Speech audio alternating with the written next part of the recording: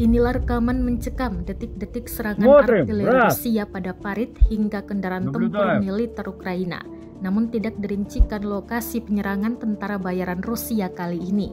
Rekamannya beredar di Telegram pada Senin 17 April 2023. Dalam keterangan unggahan disebutkan, galian angkatan bersenjata Ukraina dibongkar dengan pukulan tepat oleh artileri tentara bayaran Rusia. Karya sekelompok operator UAV dengan artileri telah lama menjadi ciri perang ini, jelas narasi unggahan. Sebelumnya, drone atau UAV menciduk posisi militer Ukraina, lalu serangan artileri segera menyusul.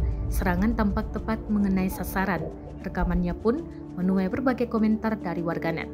Konflik yang terjadi di antara negara bertetangga itu hingga kini masih berlanjut dan belum terlihat akan segera berakhir.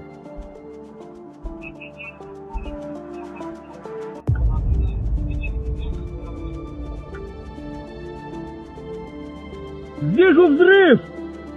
Это СБК!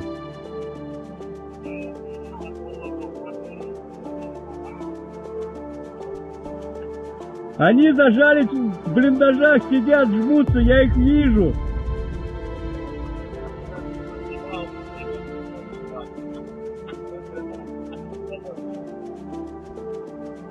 Вижу еще одну зажигалку, одна упала как раз четко в блиндаж. Взрыв есть, взрыв!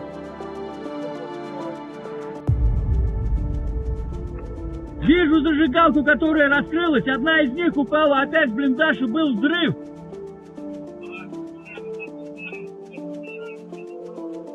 Sejauh ini selama invasi berlangsung, Rusia secara total merilis 407 pesawat Ukraina, 228 helikopter dan 3.764 UAV, serta sistem rudal anti pesawat dieliminir oleh pasukan Vladimir Putin.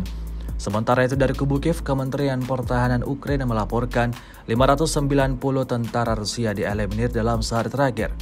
Total 182.660 prajurit Federasi Rusia meninggal sejak awal konflik hingga hari ke-418.